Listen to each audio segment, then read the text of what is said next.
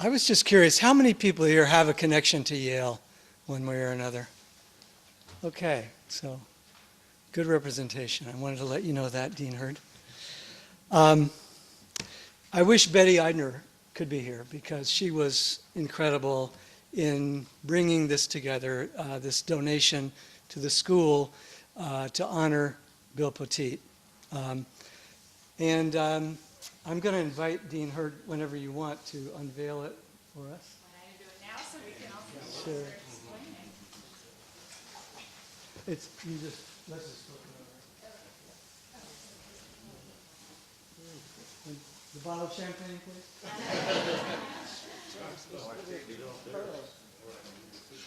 Now, what's important about this piece is that it does not have a front and a back. It has two fronts.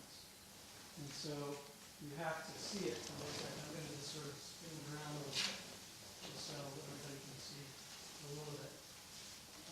There's one side that represents the catastrophe, which is the Greek term for the Holocaust, as it was explained to me. But it represents all Holocausts, all genocides, all times when tyranny triumphs over innocent people. And this is the side that you see here with the rent belly in the center. Then on the other side we have the Renaissance, the rebirth. When the people rise up and overcome what they've been through, and there's a child being born instead of an empty room. I'm sorry. Would you lift it up, please? It weighs 107 pounds, so no thanks. So it's a piece that I found you can look at and look at and look at and see forms arising out of it, as if they were arising out of your subconscious, which I guess in a way they are. What is the title of it? Does it have a name? It's called From the Catastrophe to Rebirth. And I think In Greek. that's the translation that Dean Sterling advised us was faithful to the construction of the Greek title. Dean Sterling has chosen a spot for this where both sides will be visible, and we'll have to figure out there will be a plaque, and the plaque will the name, the artist, the date, and so on. And then there'll be a reference to the website, and that's where the story will be told, and the donors will be recognized, and that sort of thing. So, shall I continue? Okay. This piece here is by Zoe Zavina, Angelos Moustakis' wife, who is also an internationally known figure in the haiku poetry movement. And basically, it lays out a series of haikus in Greek, and then the translation in English. Don't bother counting the syllables because they don't translate. But it's just delightful how she's constructed it with a Greek form, looking down at what are really butterflies with those very haikus on their wings as they take off into the world. And this over here, we know what this is all about because he's kindly labeled Orpheus and Eurydice. And so from the myth, we know that this is the moment where Orpheus, having overcome the barrier between life and death to bring his beloved back into the world of the living, realizes that he has miscalculated and has looked back too soon before she was fully revivified, and now she has to go back. And I'm just amazed at the construction of the passage and how it's picked up in her quote here, and the hope, the life draining away, and the horror in his face, and and so on. So there's a longer description of it and the meaning, but to me, it's the moment when a person realizes the real implications of mortality.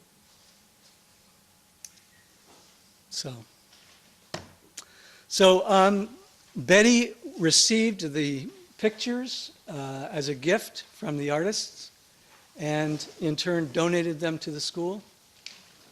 And Betty assembled, and is assembling, a group of donors to reimburse the artist for this very valuable sculpture. And that is also being gifted to the school. So that's the story. Thank you. Thank you.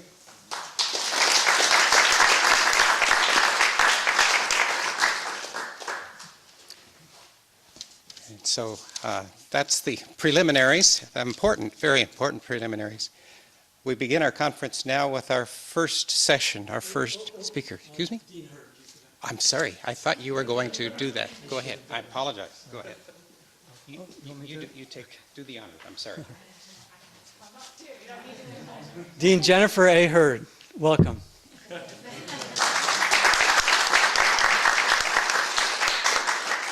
Thanks so much, James.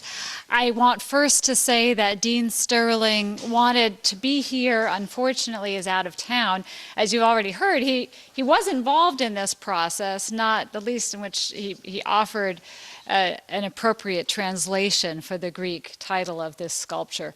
I am the academic dean for Yale Divinity School, so I am here to represent the school in accepting these wonderful donations to the school and to our community. I'm really delighted that the Polanyi Society is meeting here at Yale, and I'm delighted that you're celebrating in your meeting here one of our very distinguished graduates, Bill Poteat. I have to say, I found out in learning a little bit more about him that we also share an undergraduate alma mater, Oberlin College. I was just back there for my 25th reunion a few weeks ago, so I've been thinking about the place. We're thrilled that the Poteat papers have come to rest here at Yale Divinity School. We know not only Oberlin, but Duke should have been proud to receive those and provide a home for them. In any case, we are very glad that they are here. We're grateful to Wally for all that he did to make that possible, and I know that many of you are sending in papers to contribute to that. So I hope you'll continue to do that so it can be really a rich archive to make possible the ongoing memory of the work of, and living memory of the work of Bill Poteat. Today we are especially pleased to be receiving these gifts, this sculpture, these two paintings, and I'm sorry that Betty Eidner is not here because she's been so giving of her time and energy and to make this a reality. My understanding is that the sculpture is ultimately to be a gift from the Polanyi Society, and the paintings gifts from Betty Eidner herself, and we're very grateful to everyone involved in that. And I think these gifts are a very fitting way for the Society to honor Bill Poteat, because my understanding is that he had a very special relationship to Evangelios Moustakis, and in particular, and his wife, Zoe Savina, and in particular to this sculpture. And I hope you'll all take the time to read the further description that James Van Pelt has put together of this work, and actually of all of the works, because there's so much there, and I'm sure that those of you who know Bill Poteat would understand it much more fully than I do. But even from the little that I was able to learn, I can see that this is a very fitting way to honor Bill Poteat.